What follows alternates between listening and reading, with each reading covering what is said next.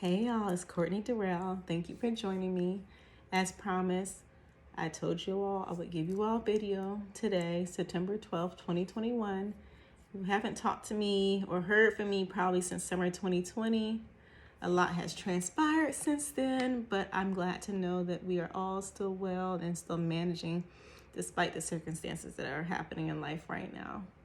So it means so much that you're taking time out of your schedule, out of your family time, out of your self-care time to just sacrifice and be here and listen. And hopefully this is a beginning to a dialogue that we will have together. So,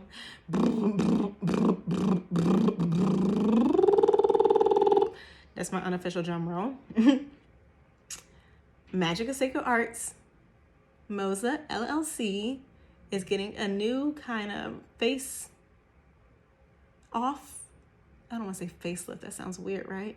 So it's getting a face off. It's getting a revamping essentially. I had a very long, intricate website and web URL that did not make sense. It was kind of hard to search for. And so I am working with somebody who I went to Howard with to get my MSW because he has his own web company. And so him and his team are working diligently to help me revamp the Magic of Sacred Arts website. So hopefully that will be coming within the next 2 to 3 weeks. And I'll be happy to roll that out and share with you all. But before that happens, I created a little brochure. And essentially Moza is just a creative space for transformative healing and growth. And it kind of was that before, but I wanted to have a more human-centered approach. I wanted to make sure that we could have roles and services and products that make sense for the community we're trying to build and the community we're trying to serve. I also kind of did this self-evolution where I changed my name. So typically people know me by Courtney Durrell, but I decided to say Courtney Zegasis Durrell. And Zegasis, for those who do not know, is essentially the love child of a Pegasus and a zebra. And the meaning behind that was that the Pegasus, of course, is like this mythological, valiant, beautiful creature, but also like a protector and server of men, right? And then a zebra, of course, is the black and white horse you meet in Africa. And it has, every zebra has stripes, but they all have different patterns. And so it symbolizes for me the ability to meet anybody, a stranger or anyone on the street or wherever, and be able to find a commonality with them. That way they can connect and have conversations where you can share and learn and teach. And so that is why I call myself Zegasis, because I'm a lover and protector for people. I feel like I can relate and have a conversation with just about anyone. If they're open and willing, of course.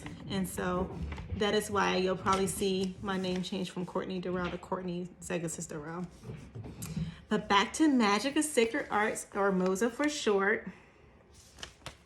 So I'm going to be introducing new roles into the organization and also new products. And so I'm not going to go into a lot of details because I don't want to bore you all or keep you too long, but the new sacred support services are going to involve blended bliss, which is essentially like a wedding officiant. There's going to be sacred soul support. I'm getting my certification for end-of-life doula work. I know the last time you all talked to me, I was doing holistic doula work, bringing birth and life into the world. And now I'm focusing on caring for people and supporting people who are transitioning out of the physical plane into the spiritual one. I'm going to still be doing my facilitation work involving classes and workshops, professional preparation, which is going to involve resumes, cover letters, and then explanation letters for those who have colorful backgrounds. I'm going to be talking about purposeful pain, which is essentially how do we identify the pain within us and make it purposeful? How do we create that passion? How do we birth our destiny despite the different trauma or different challenges that we experienced in the past? And then I'm going to still have my ministry opportunities. For those who don't know, so I am a licensed and ordained minister, not only in the Baptist denomination, but also in the Universal Life denomination. That way I'm able to speak to different and diverse audiences and able to support different and diverse audiences as well. Then I have my holistic practitioning work, which I'm still doing. I am taking a forever sabbatical, as long as I can tell, from childbirth and child support and mom support. I can encourage and love and be, a confidant / counselor-ish to new mommies or expecting mommies, but I won't be helping to deliver babies anymore, unfortunately. But as far as holistic practitioner work, I'm still going to be doing the healing touch sessions, which are going to be starting up probably in 2022. I'll be doing the restorative writing, which is dealing with trauma and survivorship and growth and healing. I'll be doing the sacred healing circles still, which I can get into more details on the website when you join and check it out. And then I'm going to be doing different readings, whether it's illuminating illustrations, which is talking about intuitive readings, or if I'm going to get more in depth with other kind of readings, well, I'll get to as well.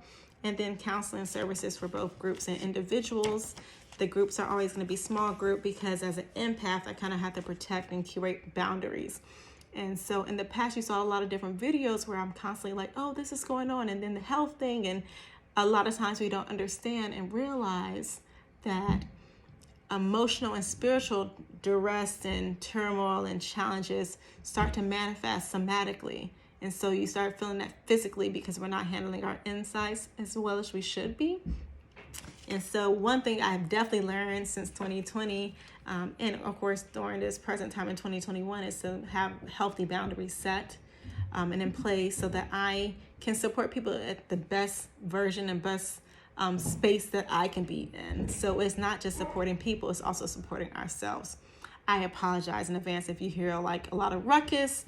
Since last year, I have a poodle puppy who is 85 pounds and he gallops through the house like Seabiscuit. And then I have half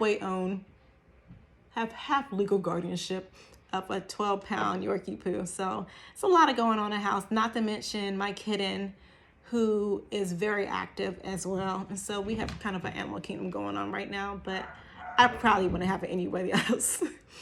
But as far as like the sacred support art, so I decided that I was going to start using my hands to mold and handcraft and hand pour different sacred art and healing resources and tools that were beneficial for me, but also that were beneficial for those connected to me and even those who are attached to me, because there's a difference.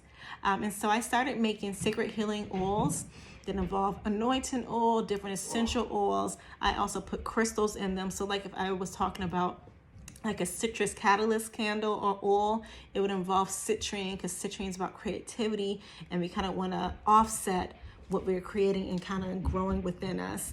I also have sacred healing candles that I hand pour myself. They're soy candles, and they also have like different essential oils and fragrances in it.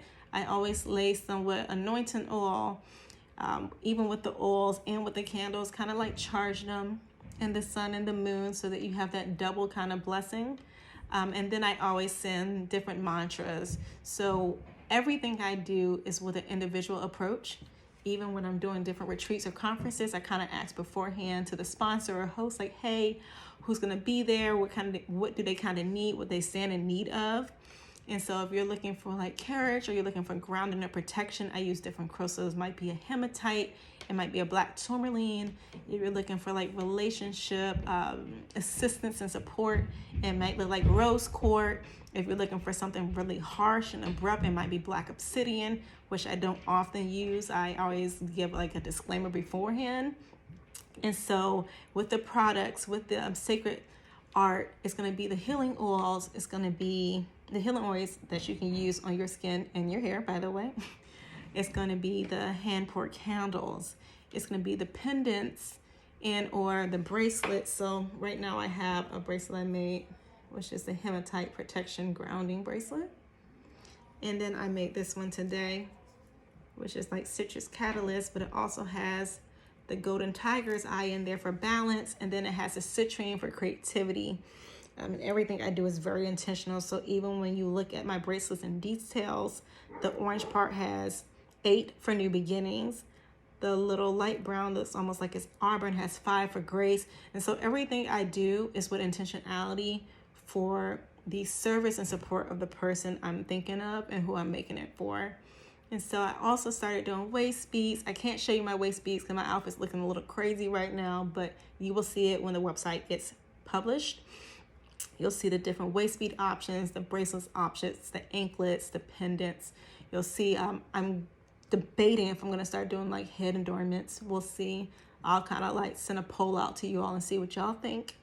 But essentially, just recreating and rebranding in a sense and cultivating community for Magic of Sacred Arts, MOSA, so that especially in these times, we have a platform and an environment and a community that yields opportunity for people to genuinely just sit and talk, whether that's in person or virtual, especially with the pandemic and all the different restrictions.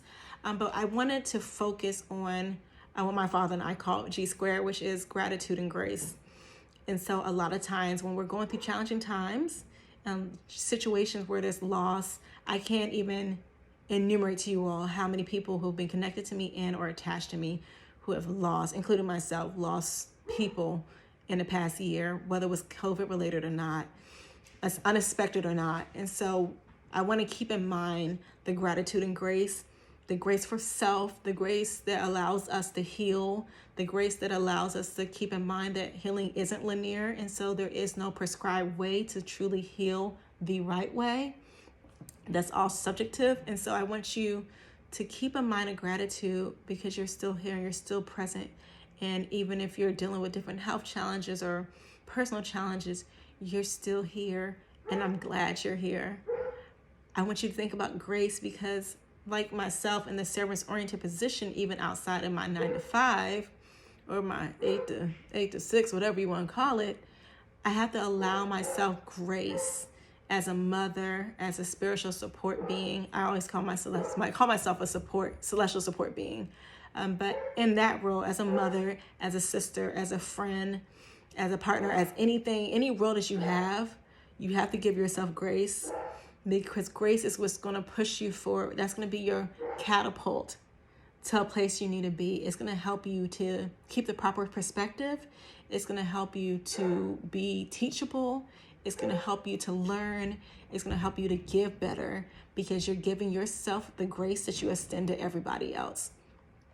And so without going into all the details of this last year, I'll just say that I've had different health challenges that helped me to shift my perspective, but also to keep myself accountable, not only for like being good to myself, but also like creating those boundaries and then chastising myself when I'm saying or doing things that are directly not aligned with what I really want to do or what I really believe.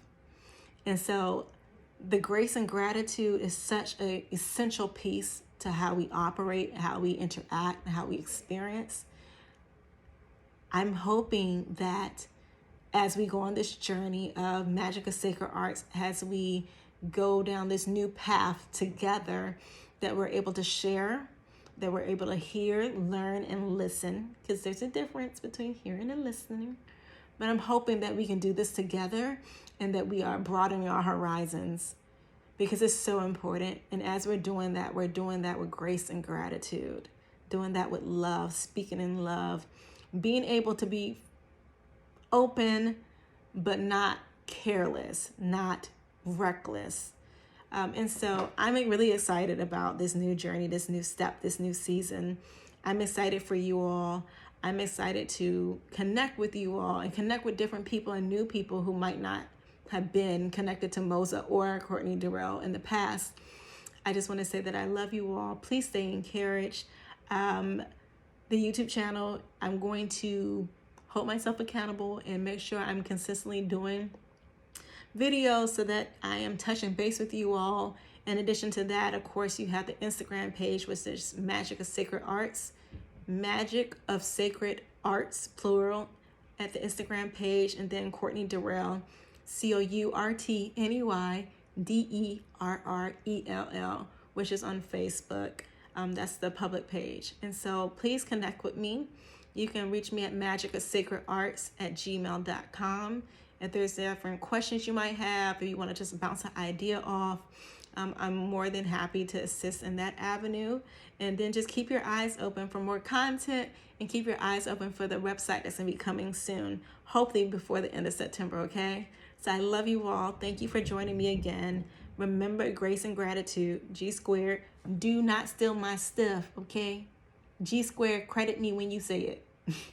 All right, guys, I love you so much. Thank you again. Bye.